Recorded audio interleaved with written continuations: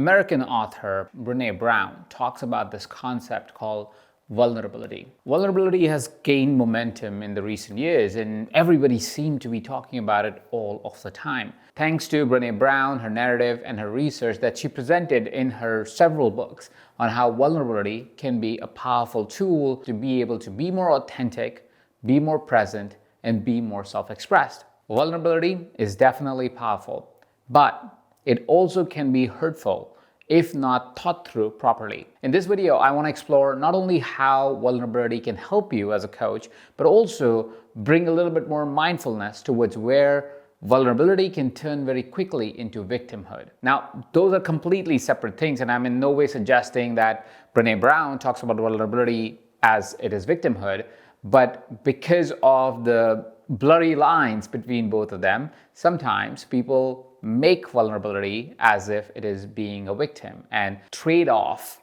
victimhood for vulnerability. Let me explain. Vulnerability is very much about sharing what's happening as an experience for you, your personal experience of a particular situation, a particular event in your life.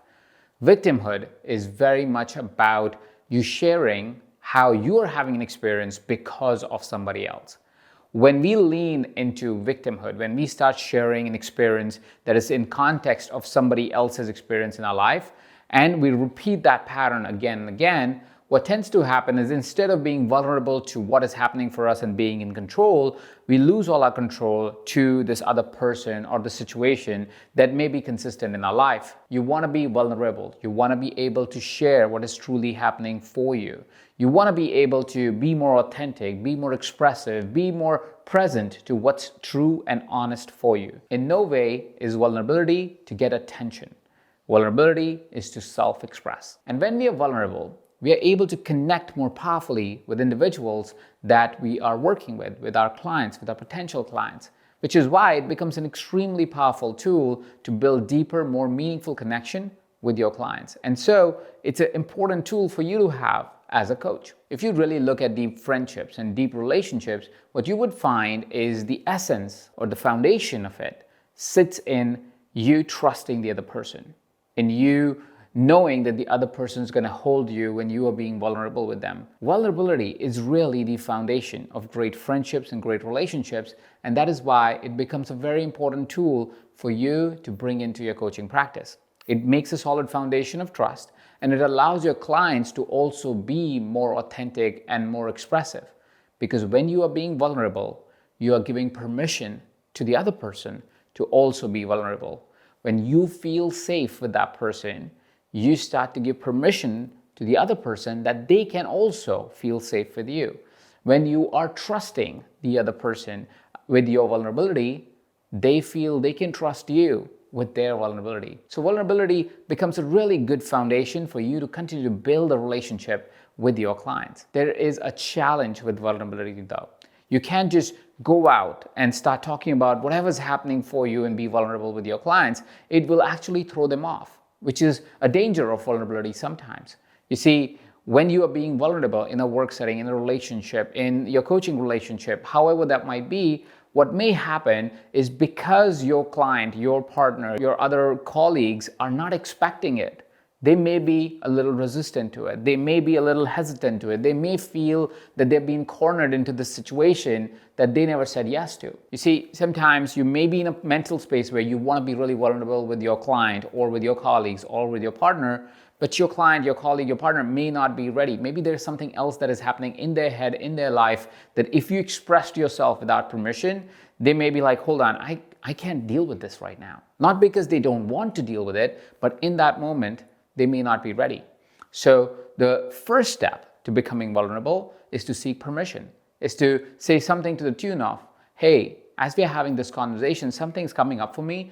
Would it be okay if I shared something vulnerable with you? This permission allows for your client, allows for your partner, allows for your colleague to say yes or no to it. If they say yes, now they are ready to receive what you're about to share, which may be so close to your heart and you don't want to be rejected for it. And if they're not ready, they can very easily say no. And now you don't have to open up your heart just yet while they're not ready to receive it. Once you have set permission, then comes the context. You don't want to just go ahead and share what emotions coming with for you. Set the context. Set a context of what may have happened that is relatable as an experience of that coaching conversation that you're having.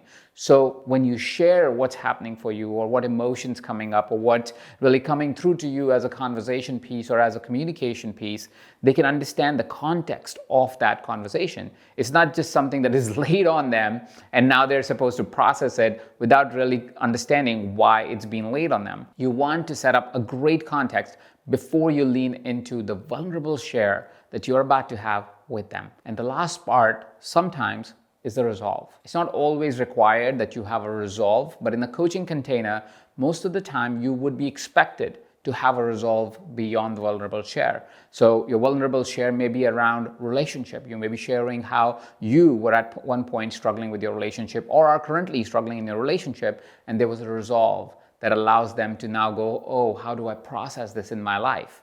Right? And so you found that resolve for yourself, and that will help your client also to be able to see a perspective of the resolve in their life. What you're doing is not only just sharing the vulnerable share and then saying, now that's an open box, and now you must feel responsible to kind of respond to my vulnerability. That's not in the coaching container. That doesn't make any sense. In your life, that is okay, and that is okay to do that in vulnerability. Vulnerability-wise, if this was your life partner or your friend that you just went to be held by them, that's perfectly okay. But in the coaching container, you want to resolve. You want somewhere to go from there, because your client's job is not to hold you.